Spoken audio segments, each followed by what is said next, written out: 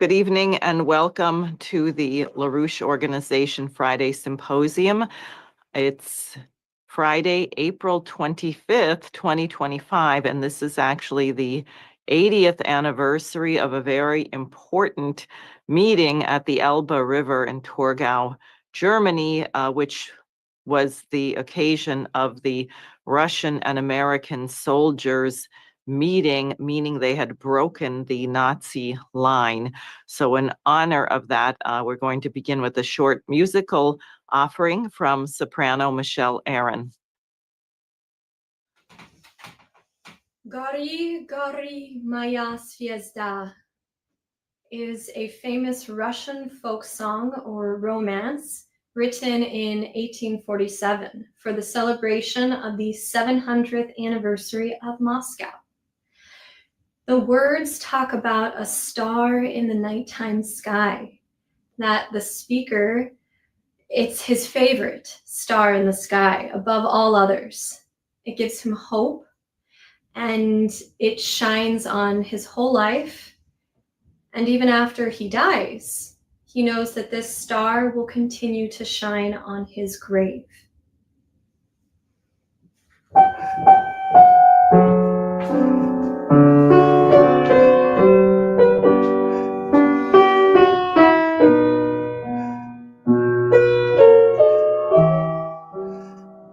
Gori, Gori, Moja Zvezda, Zvezda любви, приветная, ты от меня одна заветная, другой не будет никогда. Ты у меня одна заветная, другой не будет никогда.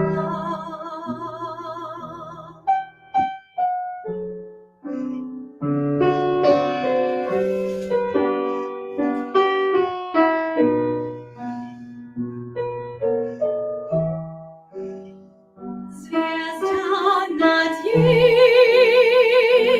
благодатная, звезда любви волшебных,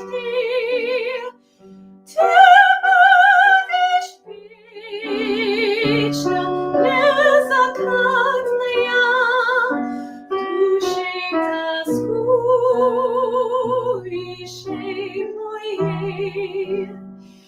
Ты будешь вечно беззакатная, душей тоскующей моей.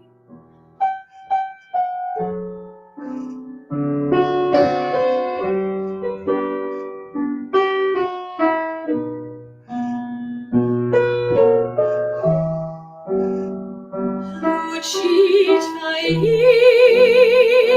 небесной силою, блестящей моя озарения, обрания, ты над могилою, гори сияй,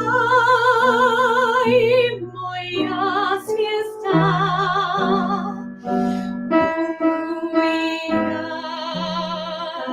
Ты над могилою, гори сияй, моя звезда.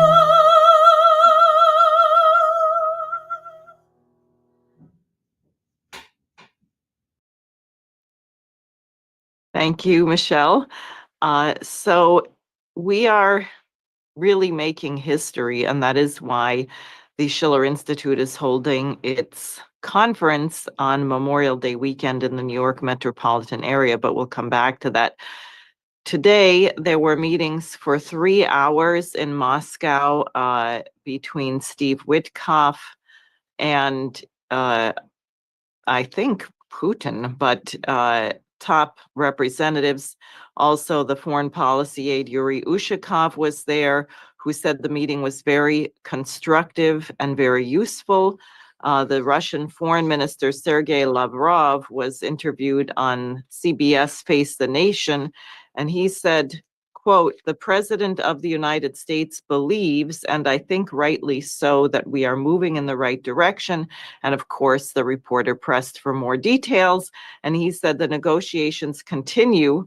And until the end of the negotiations, we cannot disclose what it is about, which makes sense. And we'll see if we can keep stinky leakers from blurting out things that they shouldn't to sabotage it. We know the British really want to destroy this. I do have to also reference that another Russian military leader, Lieutenant General Yaroslav Moskalik, Moskalik, perhaps is how you pronounce it, the deputy head of the main operational directorate of the Russian General Staff, was killed in an act of terrorism this morning with a bomb in his car. And so this was time, by the way, for Steve Witkoff's visit. I certainly would look for a British hand behind the Ukrainian hand in this. And it's very important what my guest, Joe Jennings, will be discussing this evening, the American Revolution, why we had a revolution against the British Empire, and the friendship and partnership with Russia and other nations. Before I go to that, I just want to discuss a rather extraordinary post which appeared on the Russian Federation Security Service website. If we could go to that, Dave. So, for those of you who don't know who this lovely dame is, whose body has turned into a swastika, that's Ursula von der Leyen, a commissioner of the European Union. And this is the headline. I mean, imagine this on the Russian Security Ministry's website. Eurofascism, just as 80 years ago, is the common enemy for Moscow and Washington. Next. And then the article begins, retrospective analysis of Western states' policy testifies to a historical predisposition of Europe to various forms of totalitarianism that periodically produces devastating global-scale conflicts. According to the experts' opinion, the present dissension in the relations between the US and the European Union countries, blaming Donald Trump for authoritarianism, is becoming, against the background of the forthcoming 80th anniversary of the Victory Day and the Patriotic War, Great Patriotic War, a factor contributing to a situational rapprochement of Washington and Moscow, as it has been before on many occasions. And the article goes on to detail many times, not only World War II, where the United States and Russia collaborated, including during the misnamed Civil War, the War of the Rebellion, if you will, where the Russians sent the Navy to back up Abraham Lincoln, to back up the Union side, the Suez Crisis, when the Israelis were trying to grab the Sinai Peninsula, and Eisenhower and Russia put Israel back in its place. So Russia has been an important ally of the United States. But I want to, since it is the anniversary of the meeting at the Elba, and frankly, Americans do not discuss enough what happened in World War II, the sacrifices that were made, particularly by Russia or the Soviet Union, which lost 27 million people. And the United States, of course, lost about 400,000 people. Unfortunately, nearly all of the World War II veterans are no longer alive. And here to tell the story of what happened and why it was so important that we collaborated to defeat fascism.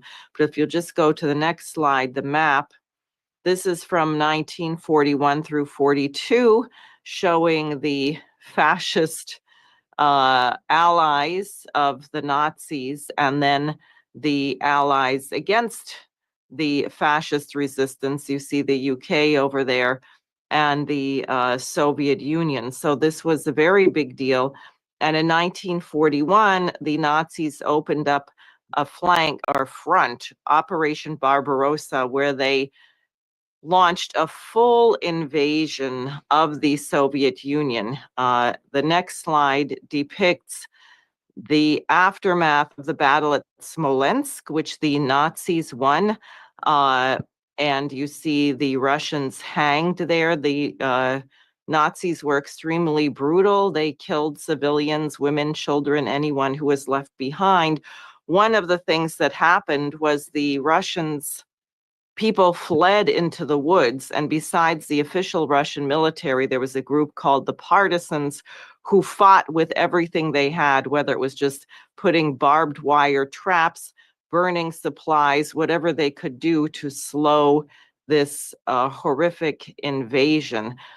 President Putin's family were in Leningrad, which was under siege for close to 3 years, with many, many people dying of starvation. His older brother died of starvation. His mother nearly died, and his father prevented the people who were coming through and cleaning out the corpses from taking his mother away, whom they presumed to be dead. His father stopped them or dying shortly and said, no, you can't take her. He managed to nurse her back to health, and Putin was born later. So you can imagine this is very personal to Putin, but given that 1 out of 6 Russians died in World War II, this question of Nazism is very personal to everyone. And that is why this 80-year anniversary is extremely important, and it would be highly appropriate, being this and also the 250th anniversary of the founding of our republic, to repair those relations and to commit ourselves to a new security architecture, which is actually worthy of the dignity of man. We can go to the next slide. This is just a picture of some of the ruin of Stalingrad at the end. You can see quite devastated. And so after 4 years, in 1945, April 25th, we can go to the map. I'm just showing you where Torgau was. Finally, the Russians fought back all the way into Germany. That little red dot is where Torgau is next. And you can see here the picture. The pink dot is the city. The river going by is the Elbe River. And so if the Soviet army and the Americans, the Russians and Americans, met across that river and knew that they had thereby severed the German supply lines and that the war was shortly to be won. And in fact, it was only 3 weeks later that you have Victory Day, May 8th or 9th, depending on your time zone. Next, I want to show you some of the pictures and images. These are Russian and American troops having met there. Next. That's another picture. You can't imagine the relief that people felt. And Dave, if you can just go to a clip, a little bit of the video of that meeting as well.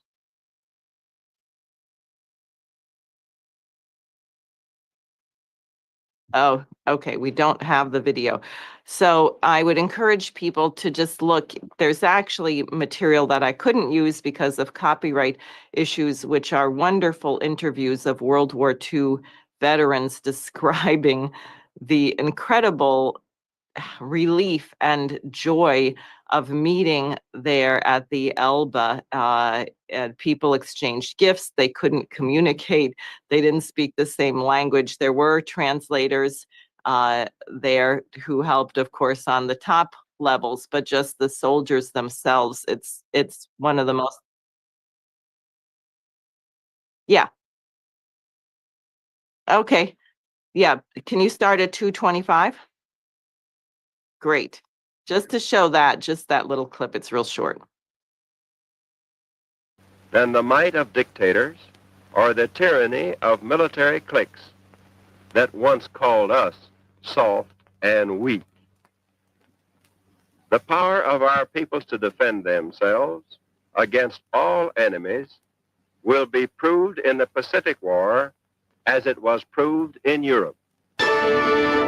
Historic pictures of the last days of the war in Europe show American and Russian troops as they joined at Torgau on the River Elbe, splitting German armies in two. United States General Reinhardt meets Red Army General Rusakov, a meeting that spelled out certain German defeat. At Allied Mediterranean headquarters in Italy, the Germans unconditionally give up all of Italy and southern Austria. In civilian clothes, representatives of the German armies signed the surrender document. General W.D. Morgan, representing Supreme Mediterranean Commander Alexander, signs for the Allies. Preceding the final capitulation at Reims, this surrender eliminated 1 million German troops.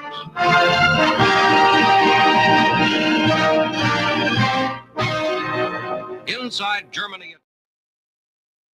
So just to give you an idea, because I think this is not on people's mind and how outrageous it is that in the United States, we do not have major celebrations of the defeat of fascism in Europe. It's as if we've forgotten it, and somehow because the British told us that the Soviet Union was the new enemy, that Russia is our enemy today, and it's just simply not the case. So with that said, I would like to go ahead and introduce Joe Jennings, our intrepid organizer from Houston, Texas, and let him share his thoughts on the American Revolution and some of our partners. So welcome, Joe, and go ahead. Good evening, Diane, and I want to say I'm delighted to be here. And actually, I'm not from Houston, Texas, but this is my mission to try to keep the spirit of LaRouche's ideas alive down here. Okay, so I hit share, David, and what must I do? Yes, share screen. Okay. Okay.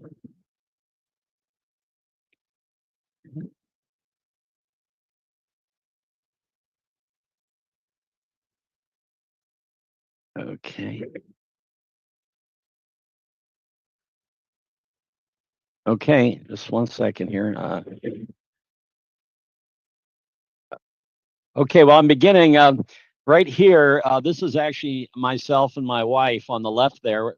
We went and visited Lexington on the left and Concord on the right in November, just as we were finishing up working with you, Diane, finishing up your Senate campaign. And we're going to be talking a lot about happiness in this program. And I want to tell you that working with you and Jose, putting forward the ideas brought me great happiness. And anyone that's out there, particularly young people, should know that Jose is running again. If you want the thrill of a life, come to our conference over Memorial Day, and then Jose will put you to work on the streets in the wonderful process of revolutionary organizing. But now when we think about the American Revolution, it wasn't just King George and the British Empire. Empire was the way of the world for practically all of human civilization up until the American Revolution. You know, one of the earliest sagas to come from way back from Homer is about the Trojan War, which did happen, a horrendous war between Mycenae and Troy, someplace in modern day Turkey, where you had these capricious gods, you know, that have human foibles, but they're much more, you know, they're powerful. They're above all the puny human beings. They take sides in a conflict, and down below, the puny mortals suffer and die and have no say so, and you know, into the outcome of their fate. And of course, the most vicious god of all we see here was Zeus, who is pictured here hurling lightning bolts and thunderbolts down to mankind. And if one of those bolts hit you, that was the end of it. There's nothing you could do. You had no understanding, no say-so in the matter. However, there was another image that comes forth to us from this history that was brought to life by the tragedian Aeschylus when 500 years later, Greece emerged as a jewel of civilization, which developed a popular culture around drama, which he dramatized in a play everyone should read called Prometheus Bound. And what you have is the image of Prometheus there, the audacious Titan, stealing fire from the gods, bringing it down to mankind to save them from destruction. And it wasn't just fire, it was light, it was heat, it was the power to look at the stars and navigate the ships and bring forth agriculture. These are the godlike qualities that Prometheus, according to the legend, gave to mankind. And his reward was being punished for all eternity, chained to a rock, his liver eaten by an eagle. But there's a happy ending, which I won't tell you. But this is Prometheus, and it's a very important historical imagery. And Prometheus being chained to a rock is somewhat like to the idea of Christ nailed to the cross, suffering for all of mankind. Now, in our revolution, we had our own Prometheus, an incredible Renaissance man, Benjamin Franklin, who in his day was called a modern Prometheus, and everyone knows about his kite experiment to begin to understand that the power of lightning could be understood by humans, and actually his invention of the lightning rod he considered one of his greatest contributions. So that the incomprehensible power of the lightning and thunder, he developed a simple, elegant mean to overcome it. And he used his own spark, what Schiller calls Götterfunken, the God's divine spark of creativity, to begin organizing in what was called the junto, the intellectual cadre that later pulled together this amazing revolution. And one of the people that they studied is right here, Gottfried Wilhelm Leibniz, who was an extraordinary scientist, philosopher, statesman, political organizer. One of many of the blossoming of science that came to life after the Treaty of Westphalia ended war in Europe for a time. But then Franklin, who became a real superstar because of his electricity experiments, could take that to Europe and be celebrated, but at the same time organize an international conspiracy that became our revolution. Now, I'm sure you all know about Marquis de Lafayette from France, Baron von Steuben from Prussia. You might know about Tadeusz Kosciuszko from Poland. They were all participated in the military, but who's the lady on the far right? Well, she's Princess Ekaterina Dashkova. She was a niece in law, effectively, of Catherine the Great, an extraordinarily gifted scientific sharp mind. And she was Benjamin Franklin's correspondent in St. Petersburg in the organizing process that we don't have any records of, but she had Ben Franklin inducted into the Imperial Academy of Sciences in St. Petersburg, and she herself came to America and joined the American Philosophical Society. And there is, if you go in the Moscow subway, there is actually a beautiful plaque honoring Ben Franklin. So he is honored there even today. Now, our own movement was led by an extraordinary Promethean figure named Lyndon LaRouche, who, like Ben Franklin, Leibniz, was an international organizer, science philosopher, thinker, and he himself studied again and again the writings of Leibniz as an adolescent and carried that passion throughout his life. And this was extremely important in the period And I'm going to develop how, Russia came to the aid of the United States again and again and again in our history. But in the extremely important period with the fall of the Berlin Wall, the end of communism, Russia was almost destroyed, through a lack of understanding of basic economics, on what was called shock therapy. You see George Soros there on the upper left, criminal, thief, pirate, Browder on the lower left. On the upper right, George Bush, who betrayed Russia, and on the lower right, the unfortunate figure of Boris Yeltsin, who was president for most of this period, and had to leave in humiliation and disgrace as a consequence of these shock therapy policies, which would, if had not been stopped, would have seen Russia just simply torn apart, dismembered, and its resources looted.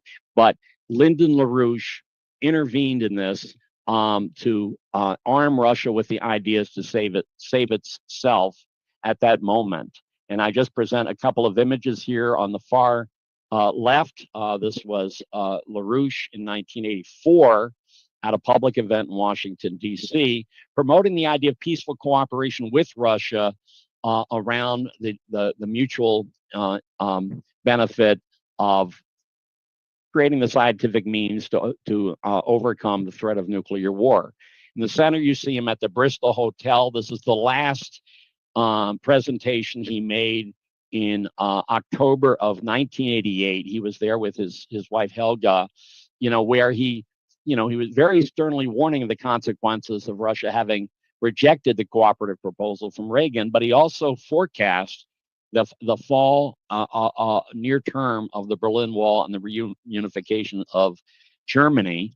But he put forward a very generous proposal for cooperation with Russia, using Poland as a test case of how Western economic methods might succeed there. And I got to say, I raised some money to help put that broadcast on, and none of us had any idea that Berlin Wall was going to come down even within a year. But LaRouche had the prescience, and he was indeed Prometheus, because the word Prometheus does mean foresight, and LaRouche had the foresight to see that this could happen a year before it actually did happen. But as you see from the post on the right, when it did actually happen, Mr. LaRouche was in prison. He was George Bush's political prisoner. That's a matter of court record up there in Boston, George Bush's role in the prosecution against us. And at the bottom is a beautiful picture of LaRouche, his wife Helga, and the economist Sergei Glaziev, who our movement, put on tour in the United States during LaRouche's imprisonment, and has become a more and more important figure in moving Russia forward today. Now, Leibniz, going back to him, he took a problem inherited from the astronomer Johannes Kepler, who had discovered the elliptical orbit of Mars and implicitly the other planets. But how could you forecast a place in the cosmos when something's always accelerating and decelerating in an elliptical curve? And once again, Leibniz looked into the mind of God and devised a mathematical, what we call the calculus, to solve this problem. So the calculus was created by Leibniz as a shadow, a footprint, a reflection of the physical ordering of the Mars orbit, not the fraudster Isaac Newton, who plagiarized everything from Leibniz on this and claimed it as its own. But since he said he didn't believe in hypothesis, he only saw discrete things. Has anyone ever seen an orbit before? I think not. So flush Isaac Newton down the toilet and start reading Leibniz. Now, toward the end of his life, Leibniz was in conversation through the prince with Peter the great modernizing czar, and together they pulled together the cadre to create the Imperial Academy of Sciences, which this poster is from their 300-year anniversary in 2023, just 2 years ago. But this was planting the seed of science in Russia, which later Benjamin Franklin found as his willing partner for discussing science and other ideas. But also look at this as from Leibniz: to love is to take delight in the happiness of another, or what amounts to the same thing. It is to account another's happiness as one's own. And of course, the greatest happiness is to that process of discovery, which is uniquely human. But when we think about our Declaration of Independence, right, we hold these truths to be self-evident, that all men are created equal, that they are endowed by their Creator with certain unalienable rights, that among these are life, liberty, and the pursuit of happiness, and so forth, right? That was in our founding documents, not property, as we are often misled, that somehow John Locke, and when they said happiness, they really meant property. No, happiness is a transcendent quality that that supersedes mere property. So after Lexington and Concord, George III figured out he really had a problem on his hands. There really was going to be a fight, and he went to propose to Catherine the Great, the Empress of Russia. Hey, Catherine, I'll give you some money. You give me 20 soldiers to go over there and put down these rebels in the colonies. And she thought about it, and she said no. And there were certain polite reasons she gave, but she would not come through. And this slowed down the British counteroffensive. It wasn't until a year later that King George recruited the Hessians as the mercenaries. But Russia not only did not come to the aid of King George, but Catherine the Great founded something called the League of Armed Neutrality, which said, we have the right to have commerce with the colonies, and you're not going to stop us. And there were a number of sea skirmishes led by this league, which included Russia, France, Sweden, and some other countries that, through their neutrality, armed neutrality, did in fact assist the progress of our revolution.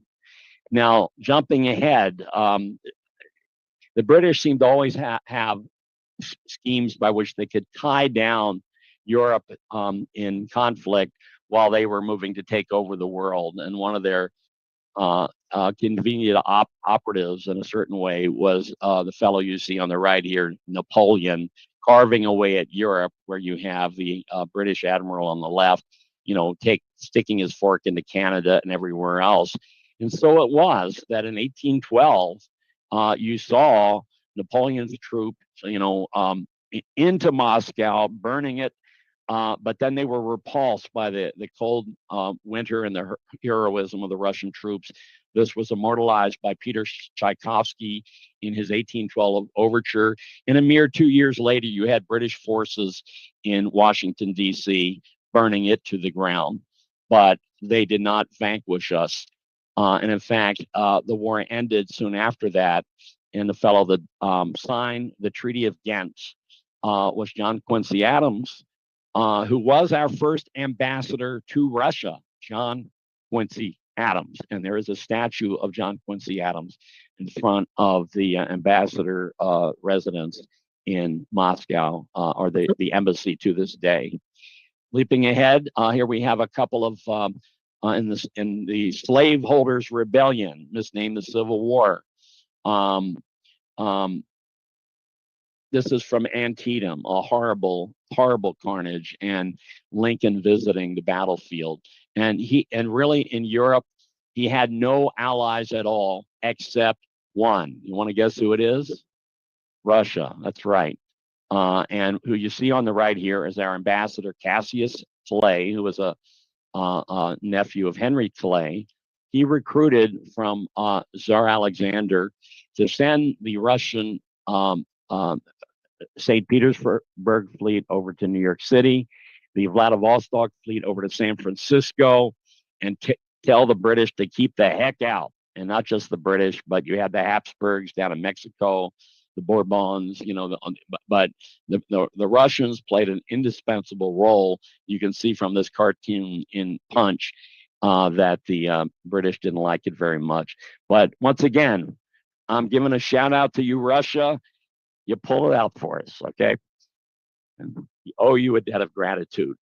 And this is the double statue that Diane showed us at the beginning, which is today in Moscow, of Abraham Lincoln and Tsar Alexander, although they never met, I don't believe.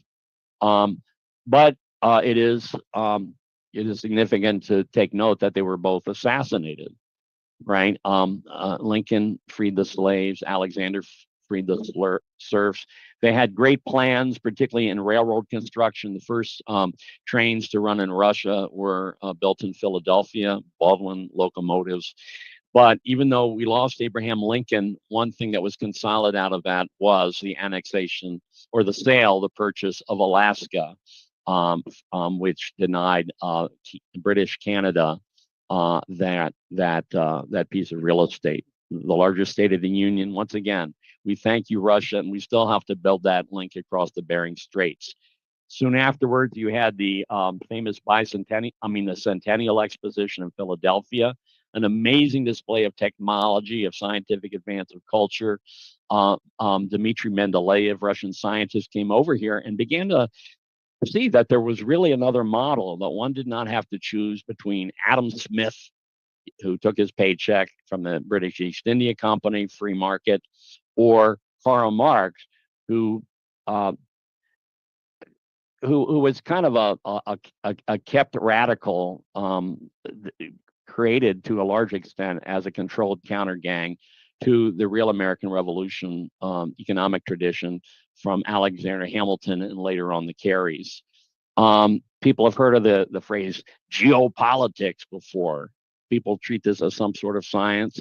Bunk. This was all devised by a guy named Halford Mackinder about the British Empire, which controlled the sea lanes, of how they had to circle and crush and contain Russia. And that was the case in World War I. It's certainly the case in these antics in the Ukraine today. It is old British geopolitics. Now, World War I was a horrible, horrible war. It's the first time the U.S. allied with the British on anything. I will say what happened in Russia is that the czars were overthrown and executed the entire family. And what happened is that the Bolshevik Revolution, parts of it may have actually been something like a color revolution gone awry. But look at this coming out of the war, right? Everything in red or pink is the British Empire as it was in 1920, okay?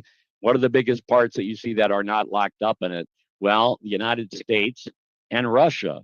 And that white part of Africa, most of that was under French and Belgian domination. So empires ruled the world. And down there, they call King George V, Emperor of India. That was part of his title. In Germany, they went through the hell of reparations, but then they were rebuilt with Western finance, specifically to go to war against Russia. That's what Hitler was programmed to do, even though Hitler himself was very tight with the monarchy, and the Western financiers that had a noose around Germany's neck.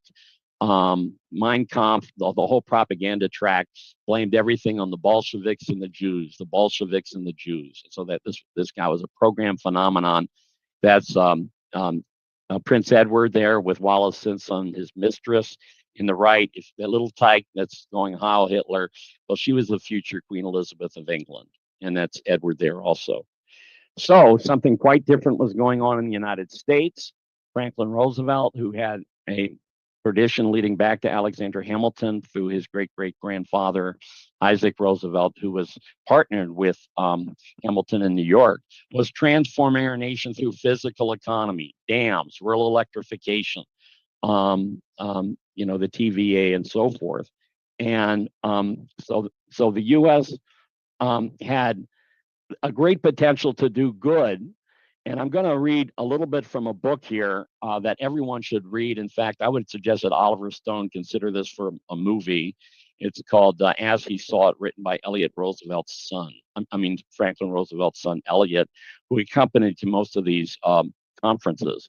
He says, but even while his listeners could detect the underlying appeal, his whole bearing, that's Churchill, gave the impression of an inimitable force that would do all right, thank you, even if he didn't heed his warning.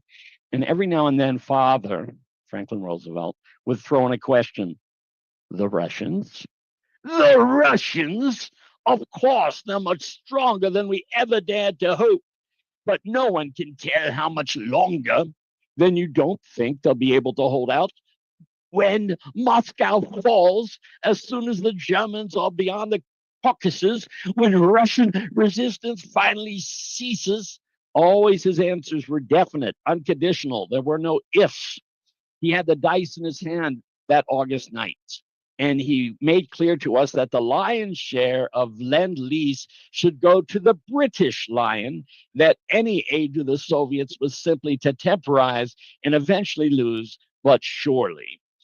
And so that was, this was at the first summit in Argentia, Newfoundland, which I got to visit because my wife's family is from Newfoundland.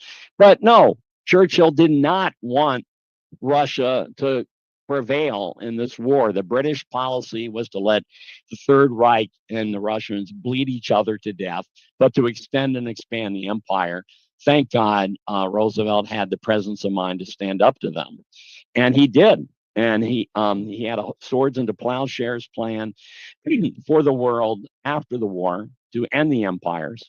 You can see him on upper left with King Mohammed of Morocco. Churchill doesn't look very happy, you can see. Upper right with Haile Selassie of Egypt. Lower left with Haile Selassie of Ethiopia, I beg your pardon. King Farouk of Egypt, lower left. And that's the young Shah of Iran with FDR in Iran. Remember, there was a summit in Tehran, in Cairo, and in Casablanca. But the brutality in India was just horrific. While the war was going on, over 3 million people killed in a famine in Bengal, India, which the British created by taking out all the food to pay the debt and letting them die. But you also had in India the beginnings of the revolutionary movement looking to the United States for its hope and its freedom. That's Mahatma Gandhi. One of the poorest cities of all, of course, was Calcutta. And who's the man on the right? And that man is a 23-year-old Lyndon LaRouche who enlisted as a young medic, trained down here in San Antonio, and ended up in Calcutta at this pivotal moment in history and saw the empire at its worst, but the possibility for freedom. And so this is what Roosevelt in his final address called for: four freedoms, freedom of speech, religion, and so forth. So this is where the world was going to go after the war.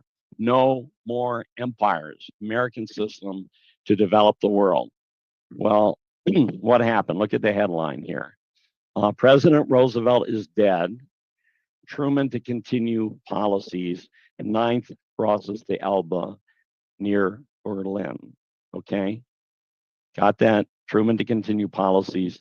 Ninth Army crosses Elbe near Berlin. Well, so we're back at the beginning where we began this. Today's the day, the great handshake at the Elbe that, once again, not enough people know about that, but we have to keep this friendship, historic friendship, because if it had not been for the Russians, Hitler would have won the war. Okay? People got to remember that. However, things did change. Roosevelt was gone. Churchill came over here almost immediately to recruit Harry Truman, and their first agreement was the totally militarily unnecessary bombing of Hiroshima and Nagasaki that took on the moral accomplishment that we as a nation had earned, in the defeat over fascism. You see Churchill at Fulton, Missouri, just a few months later, his famous Iron Curtain speech right? Which gave rise to the formation of NATO, which is as an anti-Soviet military alliance in Europe. And instead of swords into plowshares, you had a lot of our munitions and other industrial capabilities simply taken down in the third world, and the plans to break up the empires and develop the South didn't happen. And because there was a lot of job insecurity introduced during this recession, people became morally smaller, and the FBI and McCarthy would go after people. Anyone that had a noble intention was branded as a suspected pinko, and that included Elliot Roosevelt, by the way. He was put on the FBI watch list. Now, quickly in the same period, you had in 1955 in Bandung, Indonesia, the establishment of the non-aligned movement that you see President Sukarno there on the right, quoting Henry Wadsworth Longfellow. It happened on April 18th, 1955, the year I was born. And he says, a shout in the darkness, a knock at the door, and a word shall evermore. The first anti-colonial struggle was the American Revolution, and what we're trying to do with the non-aligned movement is totally coherent with that, and it's true.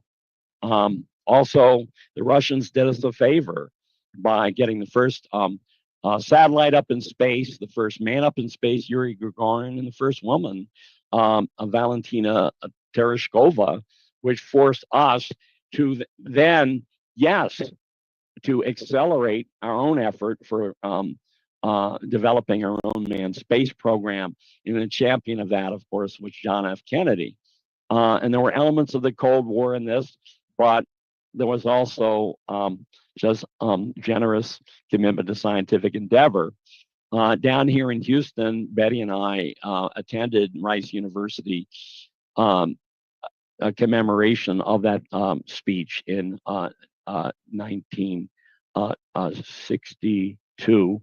And it was amazing. You had Democrats there and Republicans, but everyone had a tear in his eye about that moment of scientific optimism that Kennedy embodied that day. And in fact, in his last speech at the United Nations in August 1963, there were two strong points, right? He's talking about we can cooperate to end regional conflicts and racial issues, or in the death throes of the old colonialism, right? And then secondly, you see below, he's actually proposing a joint U.S.-Soviet Union special cooperation in space. Okay, and he was dead 4 months later in Dallas, Texas, and we have been living under the specter of nuclear war ever since. And so you think about Zeus and the lightning, raining out of the skies, and Prometheus, challenging that. How are we going to challenge this deathly thunder, that the oligarch has been wielding? So LaRouche was working, and he strode onto the stage of history at the point that Nixon pulled the plug on the Bretton Woods financial system. He saw this as the beginning of incipient fascism, and he actually, at a famous debate in Queens, backed this Keynesian economist, Abel Lerner, into a corner and had him defending the very Hyamar shocked I pictured before. LaRouche became a champion of the non-aligned movement and drafted a international development bank proposal that we got introduced into the non-aligned summit in Colombo, Sri Lanka, and into the United Nations itself by Fred Wills. Ran for president in 1976. And so you had developments in Europe around the stationing of nuclear or the intermediate range forces there that created a certain solidarity for peace on both sides of the Iron Curtain. Very, very interesting. LaRouche succeeded in winning President Reagan over to his grand idea of peacefully cooperating to develop the anti-missile laser capabilities to make, as President Reagan said, to make nuclear weapons impotent and obsolete. We even organized a 5,000-person march on Washington for that in January of '85. But Reagan was no longer running the show. It was Bush. And the week that Bush Sr. became president of the United States, LaRouche walked into federal prison facing a 15-year sentence. So we saw the fruits of his work with the Berlin Wall coming down. You saw it from behind the Berlin Wall. And yet, I am wrapping up here, Diane, the LaRouche never stopped campaigning, even while he was in federal prison. Right. His work on with the non-aligned movement has now come to life in the growing alliance of nations in the BRICS, who you see meeting in Kazan, Russia, this past October, an alliance for mutual development, not anti-American per se, but against how the dollar has been used to enslave and hopelessly in debt nations. These are our friends against the empire. Okay. While LaRouche was in prison, his economic writings were translated, starting from Leibniz, once again in Physical Economy. Rachel Douglas translated his economic writings into Russian, and he was even inducted into a very prestigious Ecology Academy while he was still George Bush's political prisoner, based on his education on physical economy. And when we succeeded, and Helga succeeded in getting LaRouche out on parole after Bush thankfully lost the election, Bill Clinton granted him parole, and he went back to Russia to continue the process of education. One of our key allies was a very famous economist, Sergei Glaziev, who documented the genocide of the shock therapy period. And look, he has come out very recently quoting Paul Gallagher and LaRouche with the call that Russia, it's time to nationalize its bank and have something like an Alexander Hamilton bank to carry Russia forward, particularly in the wake of all the sanctions that are being thrown at them. So that's it, guys. Physical economy does not lie, right? You can pretend you have prosperity for a while based on importing cheap imports and running up the financial markets. President Trump recently said, "He who has the gold makes the rules." Well, President Trump, we don't even have the gold anymore, and Bitcoin isn't going to cut it. We have to go back to a science driver approach for our economy, as we had with NASA for a time. And our ally in that will be Russia. In fact, Vladimir Putin is generously offering to work with us to build a nuclear power plant, or a number of them, with the United States on the moon to continue our exploratory effort into the cosmos. And that's what we have to do. We have to fulfill John F. Kennedy's vision and dream of cooperation in science for the higher mission of overcoming the larger problems of mankind. And I would like to leave it there. Thank you. Well, thank you very much, Joe. I think you can hit the stop share button. Great. Well, one thing that I think should be on everyone's mind is what the heck happened? We had such a close collaboration with Russia and other countries, and the next thing you know, we think that the British are our great partners and cousins, and we have traitors like Henry Kissinger bragging how he gives juicy intelligence to the GCHQ before he shares it with his American counterparts. So I have a few ideas on that, but do you want to say something about this dreadful shift? Well, I must say I was very shocked just this last week at the words of J.D. Vance. And it was, I can't remember the exact context, but he talked about our kinship with the British because we're both Anglo nations. Anglo nations. That's not who we are. That does not define us as a nation at all.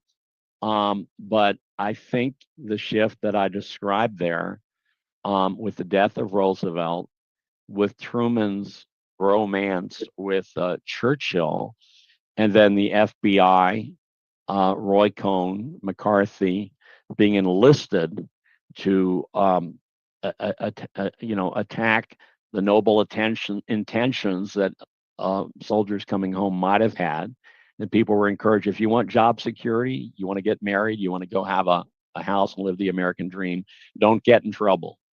Don't make waves, you know. And and so it was a kind of a family morality with no morality for, in the large. But another shift, of course, those of us that remember the assassination of Kennedy, which I do, in the 60s, the whole social engineering of the baby boomer generation, including the stupid rock music everyone was listening to. It's how you dumb down a population from being citizens, worthy citizens, into being subject and slaves. But as Aldous Huxley said, who was an operative for MI6, that we will make them slaves and they will love their chains. And Huxley wrote a book about drugs called Doors of Perception. That was actually given to the rock group, Jim Morrison and company. The Doors came from Aldous Huxley. Funny. Yeah. I was actually thinking of also the shift at the turn of the previous century, World War I. And you might recall a class that my then campaign manager, Suzanne Klebe, gave on this fight over this film about the British called The Spirit of 1776, and the horrific treatment that the British inflicted on their prisoners of war, among other things. There's a big monument in Brooklyn to the prisoners on the ships who were horrifically abused, and I think the Brits just probably tossed the bodies overseas. And of course, when they wanted to get us to join the war, World War I, a war in which we should not have been involved at all, and certainly not on the side of the British, it was necessary to run a massive propaganda campaign. So they shut down the film. The thing that was the most ironic was that the name of the court case was USA versus the Spirit of 76. How can you, it almost says everything. And the German influence for the good, which was Friedrich Schiller in particular, Goethe, Heine, the musicians, there were so many German musicians who came to the United States right after the so-called Civil War, or the whatever you called it, the Slave States Rebellion, or the British directed insurrection, whatever we want to call that. We had a huge German tradition of the best of German culture, and all of that was shut down. Many Americans were fluent in German.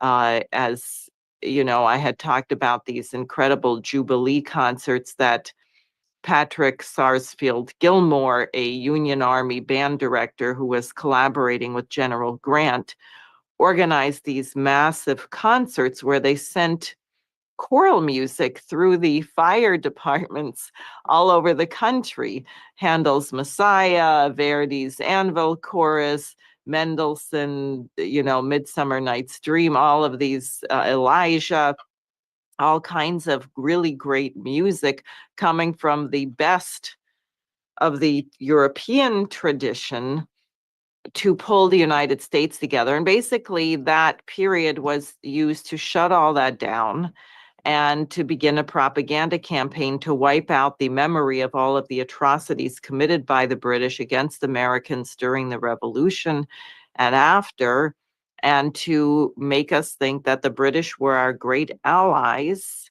and the other nations were somehow our adversaries. And in fact, it is the case. If you interview younger people today, so many of them don't even realize our revolution was against the British Empire. I was at Texas A&M today in Central Texas, and I don't think I found a single student that was aware of this anniversary of the American Revolution this year. And there's a fellow that's just buried right off the campus there behind the library, who went to his grave as Sir George Bush. And when he got to St. Peter's Gate, I don't think having a sir next to your name helps you get in the gate. Do you, Diane? No, I think you get a fast shoot in the other direction. It's one of those stage doors that opens and down you go, I think is what happens. Any foreign title. So this is the identity we have to get back. Now, I understand President Trump is talking about a year-long observation of the American Revolution. He, for whatever reason, did not choose to start it at the Battle of Lexington and Concord, which really would have been appropriate, but Memorial Day weekend. But I wonder what aspects of the American Revolution, because it's taught nowadays in a very shallow way. And I do have to say that Lyndon LaRouche had the most understanding of anyone I ever met of the history of the revolution, the threads from the best of European culture that were there. And I will say other cultures, it was clear that people were scholars.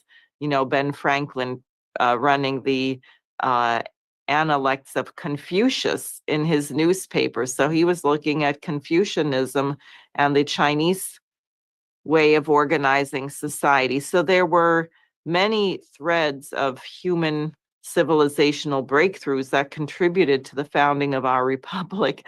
And somehow now the American people are aware of none of them.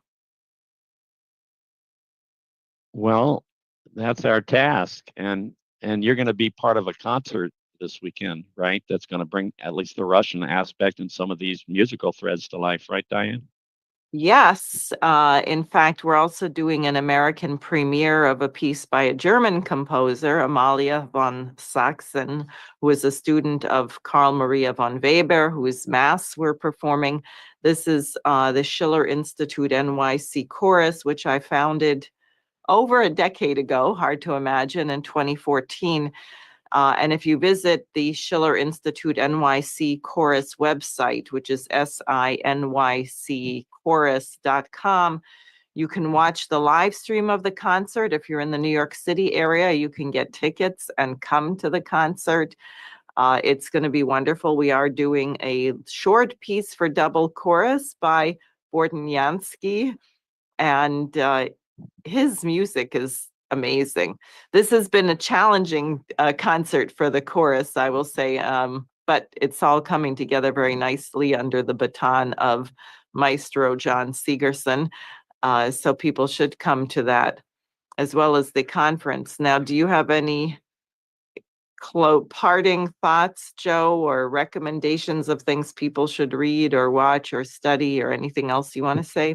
Well, if you can get your hands on As He Saw It, I really think Oliver Stone should pick this up to make a movie out of it. It's a drama and it's a tragedy, I mean, because Roosevelt, we were in our best capability of doing good in the world, coming out of World War II, and his conclusion, it's after the death of his pop, he's talking about in going to the cocktail parties in Washington, D.C. in 1947, 48, 1946, 47. And he says it was just kind of commonplace chit chat in these circles that, yes, we had to go to nuclear war with Russia before 1948, before they got the bomb.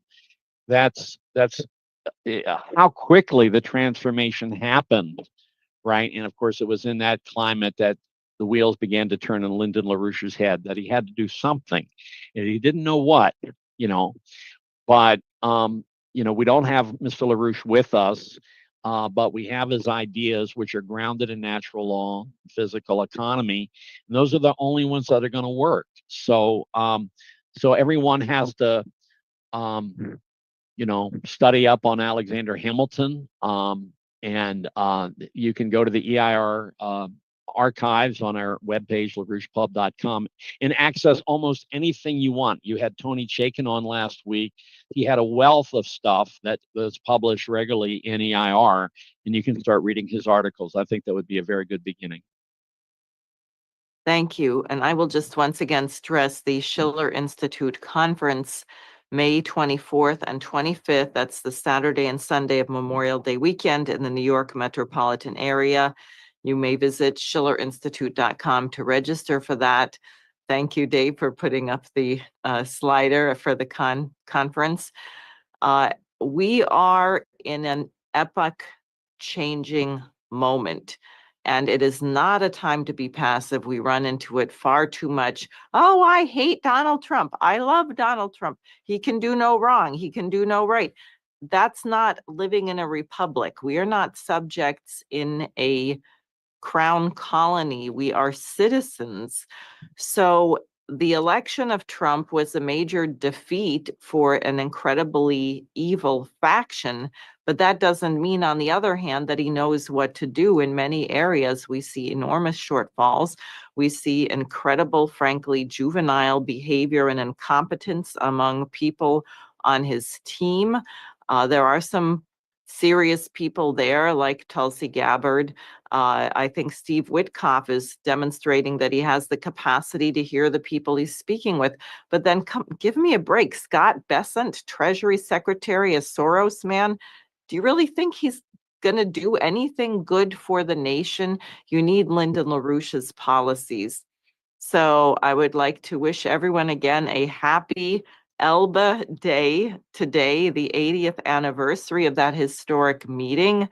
And let us bring the United States back to our true anti-colonial identity and history. And if we do that, we will discover we have many, many allies in the world, not the least of which will be Russia and China. So thank you for listening.